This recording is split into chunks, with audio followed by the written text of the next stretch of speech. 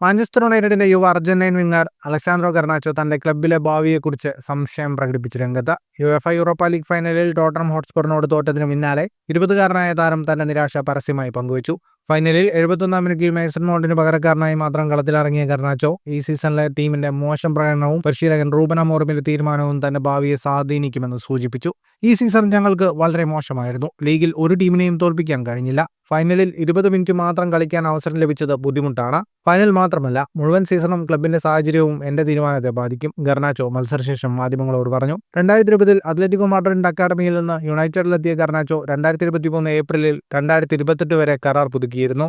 എന്നാൽ ഈ സീസണിൽ അമോറിമിന്റെ 3-4-2-1 ഫോർമേഷനിൽ വിങ്ങറായി കളിച്ചിരുന്ന ഗർനാച്ചോയ്ക്ക് നമ്പർ 10 റോളിലേക്ക് മാറേണ്ടി വന്നത് പൊരുത്തപ്പെടാൻ ബുദ്ധിമുട്ടായി. Napoli, Chelsea, Barcelona, Real Madrid, Juventus, Bayern Munich, Al Hilal തുടങ്ങിയ ക്ലബ്ബുകൾ ഗർനാച്ചോയിൽ താൽപര്യം പ്രകടിപ്പിച്ചിട്ടുണ്ടെന്ന റൂമറുകളുണ്ട്.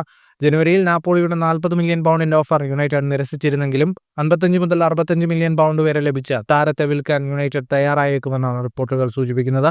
ഈ സീസണിൽ 11 ഗോളുകളും 10 അസിസ്റ്റുകളും ഗർനാച്ചോ നേടിയിട്ടുണ്ട്. എന്നാൽ യുണൈറ്റഡിന്റെ 16-ാം സ്ഥാനത്തുള്ള പ്രീമിയർ ലീഗ് പ്രകടനവും ട്രോഫി രഹിത സീസണും ഗർനാച്ചോയെ പോലെയുള്ള യുവതാരങ്ങളുടെ ഭാവി തീരുമാനിക്കുന്നതിൽ നിർണായകമാകും.